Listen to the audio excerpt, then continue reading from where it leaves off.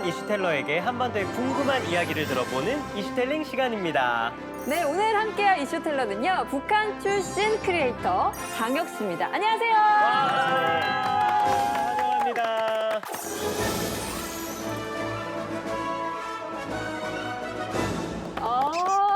펀치라다. 잘생겼다. 펀치라다. 네. 키가 180쯤 되시는 것 같아요. 네, 맞습니다. 서른 지나서 이렇게 외모 평가를 자주 들으니까 되게 좀 부끄럽네요. 외모 평가 안 왜 했어요. 부끄러워요? 키가 펀치라는 얘기밖에 안 했는데요. 아, 그래요? 네. 네, 제가 장혁 씨 이제 본격적으로 시작하기 전에 솔직하게 고백 하나 하고 들어갑니다. 시작하자마자 갑자기요? 네네네. 이 타이밍? 네네네. 뭔 고백? 갑자기 사실 뜬금없이? 우리 형주 씨도 그러지 않았어요? 딱 대본 보고 이름이 장혁? 아, 그렇죠. 가명인가? 뭐 이런 생각이 들지 않으셨나요? 저는 대본 보자마자 예명이겠거니 생각을 하긴 했거든요. 근데 한편으로는 왜 하필 이 배우분의 이름을 따라했을까 좀 궁금하긴 하더라고요. 네, 제가 그것 때문에 행복한 한국살이 스트레스 받는 게 하나 딱 그거거든요. 제가 북에 있을 때 제 친구가 네. 그 네네. 배우 장영님 팬이었어요. 아, 그래서 진짜요? 맨날 그 춘호랑 보고 나 장혁 팬이야 뭐 이러면 내가 내 팬? 뭐 그러면 아니 너 말고 비배될 때 가서 비배돼야지 뭐 이렇게 하면서 저를 상처를 줬거든요. 아. 근데 하나원 들어오니까 아 배우 장혁 씨 아세요? 뭐 이렇게 하면서 탈북민들은 좀 개명한 이름 많이 쓰시니까 네. 혹시 그런 건가? 개명했나? 이렇게 물어보는 분들이 있어요. 그래서 예.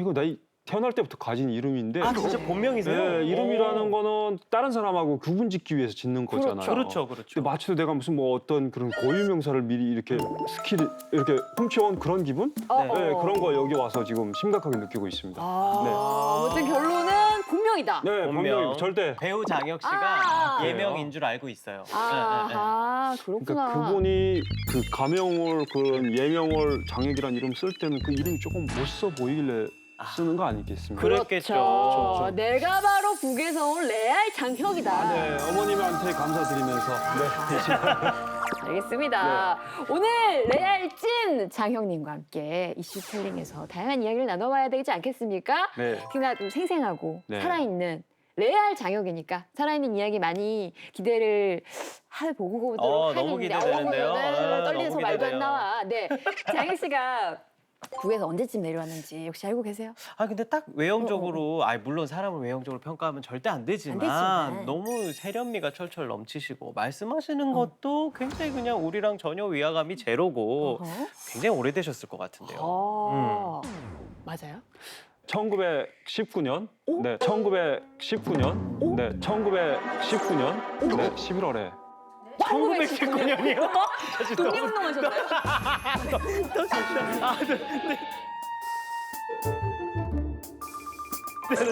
내 귀가 잘못 들렸네. 2019년. 2019년 11월이요? 네. 와, 진짜 얼마 안 되셨네요. 2년도 네. 안 되신 것 같은데, 만으로 봤을 땐. 네네네. 하나원까지 수료하고 사회에 이렇게 정착 첫 발을 내디딘 건 2020년 5월입니다. 아, 와. 그러시군요. 근데 생각해보면 예, 예, 예. 2020년 초반에 코로나라는 게 그렇죠. 터졌잖아요. 네. 그러니까 2019년 겨울에 왔다는 거는 네. 뭐 코로나19 때문에 북중의 국경이 단절되기 정말 바로 그 직전에 네. 네. 압록강을 건넜다는 얘긴데 근데 저희 탈북 루트에 그 우한이 지나가거든요. 네. 네, 우한을 지나서 왔어요. 근데 저희가 들어오고 저희 엄마랑 동생이 저보다 보름 있다가 떠났어요. 아, 네. 그러면 어머니까지, 여동생분도 예. 오시고 어머니도 오시고. 아, 착 지나고 우한이 봉쇄가 된 거예요. 어머 세상에. 하마터면 못 올 뻔했죠. 그러네요. 와, 진짜 무슨 이건 영화 같은 벌써, 드라마틱한 스토리네요. 벌써부터. 벌써 네. 네. 네. 아니 근데 분명한 건 제가 그동안 만났던 북한 분들 중에서 가장 최근에 넘어오신 분인 거는 뭐 확실한데, 그런데 우리나라에서 몇 년을 지낸 분들도 북한 특유의 억양을 갖고 계시잖아요. 네. 근데 장혁 씨는 북한 사투리를 거의 안 쓰시는 것 같은데 마치 서울에 오래 살아서 현지화된 느낌이랄까? 비결이 뭐예요? 글쎄 언어라는 게 뭐 이렇게 논리적으로 설명되는 게 아니잖아요. 그냥 뇌에서 그렇죠. 술술 나오니까 이렇게 되는 건데 아니, 네. 지금 조금 나온다. 슬슬슬 나오는데. 저는 예리하시다, 이렇게 이 예리하시다. 언어 때문에 네. 곤욕도 많이 치렀어요. 뭐 이렇게 저희 정체를 의심하는 그런 분들도 계시고 왜 의심해요? 이렇게 너무 네, 네. 한국말 한다 훈련받은 게 아니냐 이런 의심도 다분히 받긴 했는데 네. 이게 언어적인 측면에서 북한 내부에서도 북부랑 남부가 언어가 많이 달라요. 아, 사투리 있듯이. 예. 그래서 저는 청진 쪽에서 태어났는데 예. 공부를 평양 쪽에 가서 했거든요. 나. 예. 근데 거기 가도 되게 이방인 취급받습니다. 말이 안 돼서. 네. 여기 사람들이 차별하는 것보다 더 해요. 거기는 그래요? 막 촌놈 막 이렇게 막 재밌다고 한번 더 말해보라 그러고. 근데 그런 과정을 한번 거쳤거든요. 예. 그래서 한번 톤 바꾸고 다시 또 집에 가서는 또 고향 톤을 쓰고 아. 이런 과정이 있고 또 여기 오니까 되게 한민족 언어가 다 비슷비슷해요. 그렇죠. 어디다가 액센트를 그렇죠. 주는가에 따라 조금씩 다르긴 한데 그러네요. 네. 그래서 저는 서울말이 그렇게 어렵지는 않았던 것 같습니다. 그렇군요. 그리고 또 확실히 북에 계실 때도 요즘에는 또 그렇게 한국 드라마 아, 같은 거 많이 보신다면서요? 그것도 빼놓을 수 없죠. 한국 드라마에서 제일 먼저 그 배우는 톤 해야 되는 거 아닙니까? 무슨 뭐 이렇게 주인공이 폼나게 말하는 거 있잖아요. 아, 그쵸. 그런 것들도 많이 배우고 네. 요즘에 그리고 평양말이 한국말 톤으로 많이 바뀌고 있어요. 아, 진짜요? 네, 그래서 평양 친구들이 좀 톤을 흘려서 말하는 거 밥 들어보면 먹었니? 뭐 이렇게. 먹었어 이렇게 구분이 아. 애매하게 말을 해요. 아. 그래서 듣고서는 명백하게 그렇게 구분이 잘 안 되게 묘하게 말하는 친구들이 늘고 있어요. 아, 네. 그게 액센트가 한국 강하지 드라마의 네. 영향 때문이고요. 맞습니다. 확실히 갓 내려오신 네. MZ 세대라서 아, MZ. 그런지 뭔가 아니, 저는 30 지났는데 그 세대에 아, 섰다. 해! 그런 나도 얘기가 해! 아니에요. 그냥 무조건. 그냥 그렇게 다 써 있으니까 MZ 야. 해야 돼. MZ. 벌써 우리가 생생한 이야기를 들을 준비가 다 되어 있습니다. 네. 그래서 오늘 네. 이슈텔링에서는 장혁 씨와 정말 생생한 내부 소식을 알아볼까 하는데요. 맞습니다. 사실 코로나19 사태로 북중 국경이 완전히 봉쇄되면서 사실상 북한 내부 상황을 아는 사람이 거의 없거든요. 실제로 장마당은 잘 돌아가고 있는지 북한의 경제난이랑 식량난이 심각하다고 하는데 정말 북한 내부 상황이 어떤지 많이 궁금하거든요. 그래서 2019년 11월 탈북한 장혁 씨와 함께 우리가 그동안 몰랐던 북한 내부 상황 또 현재 북한 주민들의 민심은 어떤지 좀 네. 생생한 이야기 나눠보려고 합니다. 그래서 말인데요, 우리 장혁 씨 지금 부담 느껴지시죠?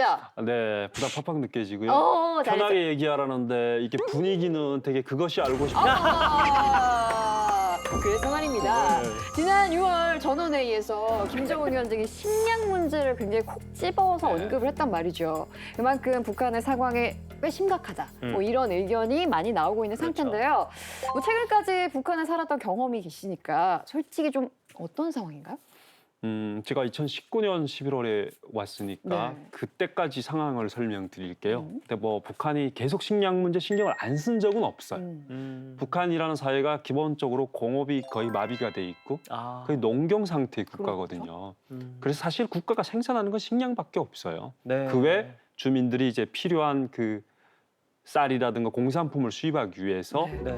바다에 나가서 오징어를 잡고 예. 땅에서 철강을 캐고 석탄 캐고 산에서는 약초, 뭐 도라지, 송이버섯, 뭐 기타 등등 희귀 그런 농산품을 사서 중국에 수출하고 네. 그거로 필요한 만큼의 식량을 받아들여서 쓰고 사는 그런 사회 구조거든요. 네. 네, 네. 그러다 보니까 식량이 남아난 적도 없었고 네. 늘 시장에 가면 수입쌀이 있었어요. 아. 그만큼 일정 양은 중국에서 수입을 해야 수평을 맞춘다는 그런 걸 알 수 있었거든요. 네, 네, 네. 그런데 코로나로 인해서 북중 국경 막히면서 제일 타격을 입었다고 생각되는 경우는 네. 그 수출품. 아. 그러니까 북한도 뭘 내다 팔아야 그렇죠. 사 들어올 수 있는 거예요. 그러니까 다른 거는 공산품 같은 경우에는 없으면 안 쓰고 절약하면 되잖아요. 그렇죠. 근데 먹는 걸 어떻게 절약합니까? 그렇죠. 그러기 때문에 먹는 게 올해까지 안 풀린다면 되게 심각한 문제가 올 거다라는 게 제 생각입니다. 말씀해주신 김에 실제로 이런 기사가 났습니다. 북한 쌀값 3배 급등, 초조한 김정은. 이게 헤드라인이거든요. 사실 과거에는 뭐 북한의 최고 지도자 하면 당연히 뭐 절대 권력의 상징이었잖아요. 네. 근데 이제는 쌀값이 올랐는데 최고 지도자가 약간 초조한 입장이 됐다. 네. 라는 게 우리나라 기사 타이틀만 이렇게 쓰인 건지 아니면 실제로 북한의 분위기도 뭐랄까 내부 민심이 요동치는 건지 그게 좀 궁금해지거든요. 근데 북한이라는 사회가 오랫동안 이렇게 3대 세습을 오면서 네. 살다 보니까 사람들이 그 제도에 대한 불만을 표출하지 않아요. 이게 그냥 그거를- 당연한 거다. 네, 그거를 표출하는 순간 신변에 안 좋은 일이 있기 때문에 뭔가 문제가 있다고 하면 돌아앉아서 꿍꿍대지 그거를 이렇게 아무리 친한 절친이라도 표현을 하지 않아요.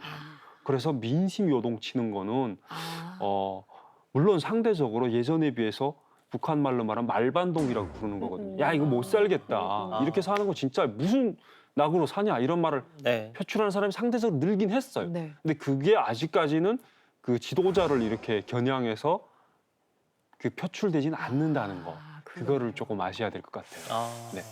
제가 듣기로는요, 이 장유 씨가 북한에 있을 때만 해도, 그러니까 뭐 코로나 사태 이전이겠죠? 2019년 네. 11월 전까지만 해도 지금처럼 뭐 쌀 사 먹는 문제로 심각하게 너무 걱정하고 그런 분위기는 아니었다고 들었는데. 물론 가난한 사람들은 어디에나 있죠. 네. 제가 뭐 북한이 먹고 살기 편하다 이렇게 말하면 그게 큰일 나는 거거든요.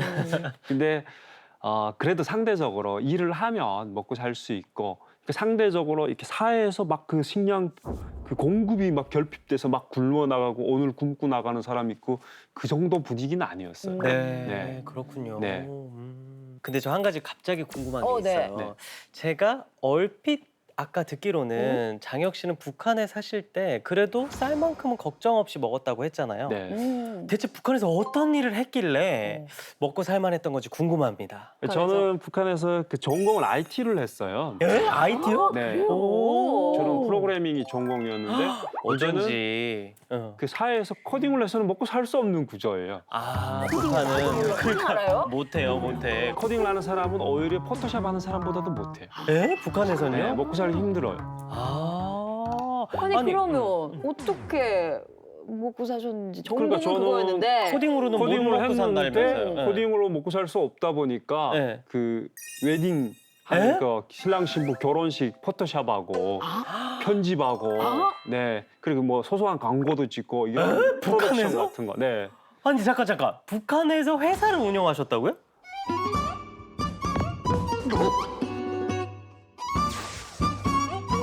그 웨딩 촬영물이 조금 이상한 방향으로 가고 있는데 아, 그러니 빨리 얘기해 주세요. 너무 궁금하다. 연애편이요? 작가가 있어요? 그렇게 해가지고 국가가 굴러 안 가거든요. 거의 뭐 완연한 시장경제 네. 체제, 빈부격차까지 좀 심하다. 딱 부딪혀서 서로 미안하다 인사하고 딱 가는데 아, 어떤 날